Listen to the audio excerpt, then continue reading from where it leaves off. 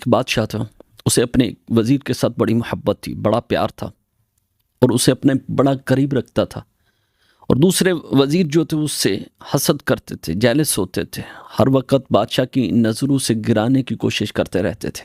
ایک دن بادشاہ نے کیا کیا کہ سارے وزیروں کو بلایا اور بلا کر سامنے بٹھا دیا اور خزانوں کے دروازے کھول دیے۔ دروازے کھول کر بادشاہ نے حکم دیا کہ جس کو جو جو چاہیے وہ لے جائے۔ کسی نے موتی اٹھا لیے، کسی نے ہار اٹھا لیے، کسی نے سونا اٹھا لیے، کسی نے کوئی چیز اٹھا لی۔ اب وہ اکیلا وزیر باقی بچ گیا۔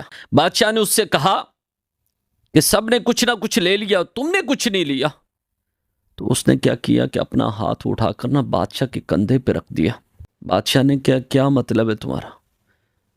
اس نے عرض کی بادشاہ سلام مجھے کچھ نہیں چاہیے سوائے آپ کے۔ تمام وزیروں کو اکٹھا کر کے کہنے لگا کہ تم میں اور اس میں فرق یہ ہے کہ تم محبت کے دعوے تو کرتے ہو لیکن تمہارے دل کے اندر دنیا کی محبت ہے، اس کے دل کے اندر سوائے میرے محبت کے اور کسی کی محبت نہیں ہے۔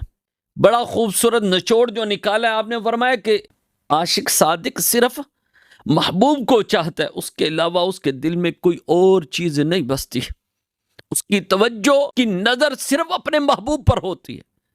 اگر اس کے دل میں کوئی بستا ہے تو اس کا محبوب ہوتا ہے اور اس کے علاوہ کوئی نہیں ہوتا۔